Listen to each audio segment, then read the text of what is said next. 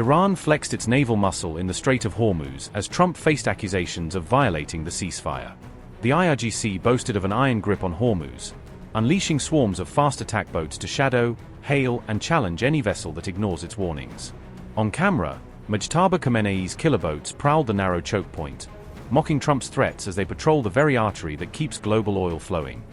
IRGC Navy fast attack boats were reported patrolling the Strait of Hormuz on June 1st, underscoring Iran's tight control over this critical choke point.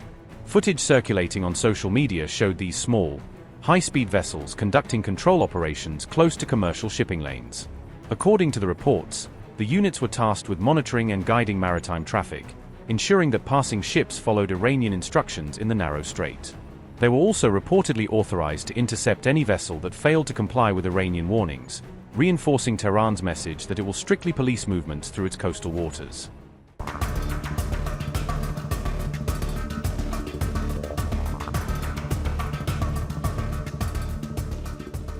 Fast attack craft can threaten larger warships through speed, precision weapons, and networked operations, allowing small boats to close rapidly, deliver high-speed strikes, and coordinate via sensors and data links to overwhelm bigger vessels' defenses. Iran considers the development of such vessels a key element of its maritime deterrence strategy, using numerous and agile craft to complicate an adversary's planning and raise the cost and risk of any naval intervention. For instance, the Haidar 110 is a high-speed combat craft designed for rapid strike missions, built to sprint into firing positions, launch missiles or rockets, and withdraw before larger ships can effectively respond.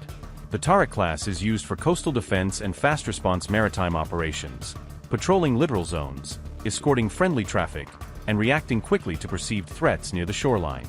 The Ashura class serves as a versatile patrol and combat boat within the IRGC Navy, capable of surveillance, interdiction, and direct surface engagements depending on mission needs. The Zulfiqar class is equipped for missile strikes and offensive naval engagements, providing Iran with a platform to project power beyond visual range using standoff weapons.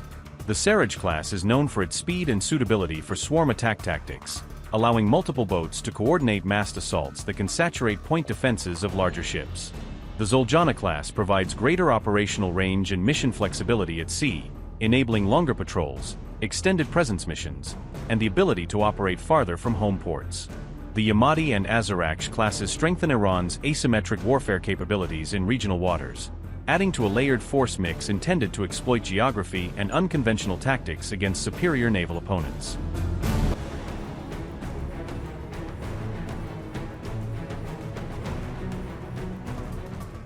Rajab was unveiled in Tehran during the 90th night of popular gatherings at Islamic Engelab Square, a highly visible public reveal staged to send a political and military message to domestic and international audiences. The vessel features a trimaran hull design that enhances stability, speed, and maneuverability at sea, giving it a platform suited for high-speed approaches and more stable weapons launches in rough conditions. It is armed with 2 sea-launched cruise missiles capable of striking targets up to 700 kilometers away, a range that could put distant naval and littoral targets well beyond the immediate horizon at risk. The craft can operate effectively in sea conditions with waves reaching up to 3 meters in height, allowing it to maintain mission capability during moderately rough weather that would challenge less stable small craft. Its unveiling comes amid repeated U.S. claims that Iran's naval capabilities are weakening, a backdrop that Iranian authorities clearly intended to counter with a prominent public demonstration. Iran says the vessel demonstrates that its naval forces remain operational and continue to expand, using the new platform as tangible evidence of continued investment in maritime power projection. The country's navy maintains a regular presence in the strategically important Strait of Hormuz, a choke point whose control and contestation directly affect global energy shipping and regional security dynamics. Iranian officials argue that naval modernization efforts are continuing despite external pressure, framing new ship classes and weapons as proof of resilience against sanctions and military isolation. Military experts note that modern naval warfare increasingly relies on smaller, missile-armed vessels, which can exploit speed, swarm tactics, and littoral familiarity to challenge larger warships and complicate conventional naval defenses. Fighter jets were reportedly heard flying over parts of Tehran at around 9 a.m. local time on June 1st, prompting brief concern and speculation among residents about possible security activity. Around the same time, 3 consecutive blasts were heard in the southern port city of Bandar Abbas, with locals initially unsure whether the explosion signaled an attack or an accident. Minutes later, explosions were also heard in Isfahan, according to local reports, adding to public anxiety after the earlier blasts in Bandar Abbas and other areas. Iran's state broadcaster IRGC later clarified that the blasts in Bandar Abbas were controlled detonations carried out to safely dispose of unexploded ordnance in the area. Officials said the explosions that began in Bandar Abbas on May 31st and are expected to continue for 72 hours. Additional reports said similar controlled detonations were scheduled to take place south of Isfahan until 1 p.m. local time, indicating a broader, planned clearance operation. The IRGC urged residents not to be alarmed by the sounds of these detonations, stressing that they were pre-planned safety measures rather than signs of new hostilities. Similar explosions were also allegedly heard near Keshem Island in the Sirik and Jarsk areas, according to Fast News. Speculation is rapidly growing as conflicting reports emerge over the real nature and source of the explosions. Iranian media also alleged Barman Pier near Keshem Island may have been struck during an exchange of fire. Sources quoted by Tasnim said the sounds may instead be linked to IRGC naval operations in the Strait of Hormuz. Another IRIB report alleged Iranian missiles had targeted what it described as enemy units in the Strait of Hormuz.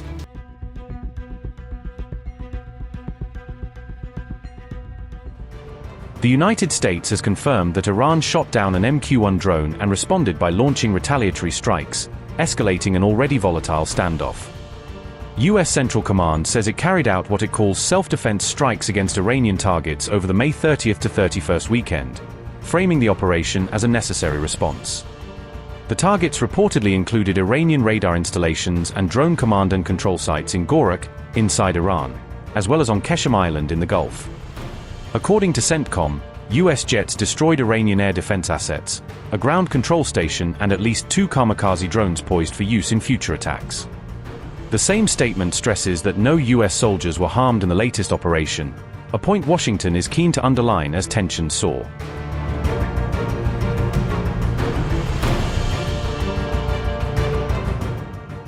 Almost in parallel with CENTCOM confirming strikes on Iran, a key U.S. ally in the Gulf came under its own barrage of incoming missiles and drones.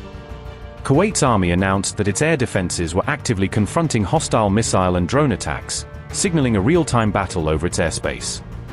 Officials told residents that any explosions they heard were likely the result of interception attempts, as defense systems tried to detonate projectiles mid-air.